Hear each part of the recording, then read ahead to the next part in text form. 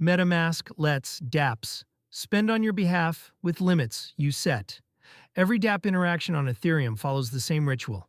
The app asks permission, the wallet pops up, you click approve, the transaction goes through. Repeat for the next action and the one after that.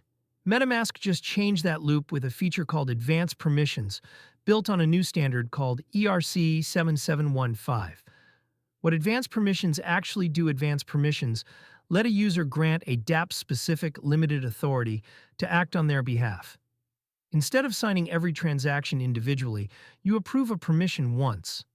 That permission defines exactly what the Dapp can do, which tokens it can move, how much per period, and when the access expires. The practical example MetaMask uses: you could authorize a Dapp to spend 10 USDC per day to buy ETH over the course of a month. The Dapp executes those daily purchases from your account without you opening your wallet 30 times. The feature shipped on April 6th as part of the MetaMask Smart Accounts Kit. It requires upgrading from a standard EOA, externally owned account, to a smart account, which MetaMask handles through its existing interface. The permission architecture ERC 7715 defines the permission specification itself, what the Dapp is asking for, the constraints, and the duration. A companion standard, ERC 7710, handles the delegation framework that lets a separate session account execute transactions on your behalf. That session account never holds your funds. It operates within the boundaries you set, and the constraints are enforced on-chain through smart contracts called caveat enforcers. If an execution request falls outside the approved scope, the contract rejects it. MetaMask's implementation includes 4 permission types. Periodic allowances reset on a schedule. A subscription service could draw 5 USDC monthly, and the permission resets each period without requiring reapproval. Streaming allowances unlock linearly over time. These support vesting schedules, gradual token unlocks, or any scenario where access should increase at a constant rate. Token revocation lets a Dapp clean up stale ERC20 approvals on your behalf, the kind of infinite approvals that have drained wallets in dozens of exploits over the past 3 years. Native token permissions work the same as the ERC20 versions, but for ETH itself. Why this is not the same as infinite approvals. The crypto industry has a long history of unlimited token approvals gone wrong. When you approve a Dapp to spend unlimited tokens, that approval sits on-chain indefinitely. If the Dapp's contract gets exploited months later, the attacker can drain every token you approved. Advanced permissions are structurally different. The permission is an ERC 712 signature, not an on-chain approval. The scope is defined at grant time: maximum amount, time window, specific token. When the window closes, the permission dies. No leftover approval sitting in a contract, waiting to be exploited. MetaMask also shows a plain language approval screen that spells out what the Dapp is requesting. Users can adjust parameters before approving and revoke permissions at any time through MetaMask's connection settings. The distinction matters. Operation Atlantic froze $12 million in crypto stolen through approval phishing.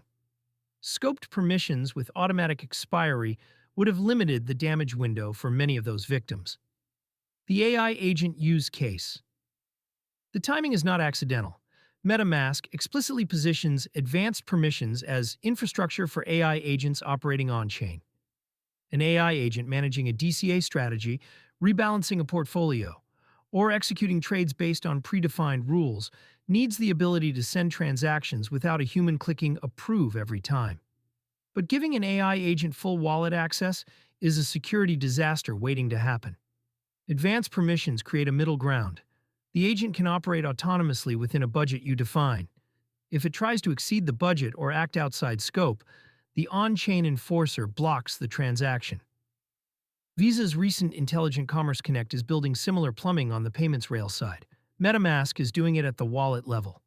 Both point to a future where automated agents need bounded spending authority, not binary access.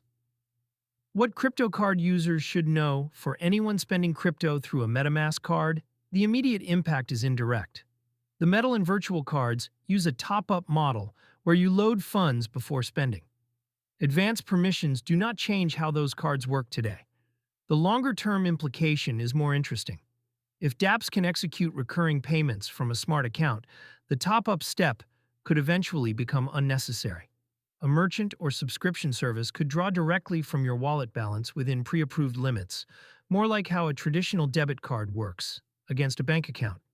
That is speculative. Right now, the feature is aimed at developers building dApps, DeFi protocols, and agent-based systems. Consumer-facing payment flows would require both merchant adoption and regulatory clarity around direct wallet debits. The smart account migration question advanced permissions require smart accounts, not traditional EOAs. MetaMask has been pushing smart account adoption for over a year, and this feature is the strongest incentive yet. The migration is not without friction. Smart accounts have different gas dynamics, and not every dApp supports them yet. For users whose primary MetaMask activity is holding and occasionally swapping tokens, the upgrade may not be worth it today. For power users running DeFi strategies, managing multiple positions, or experimenting with AI agents, the value proposition is clearer. Signing 15 transactions to execute a multi-step DeFi strategy is a genuine pain point, and scope permissions solve it without surrendering custody.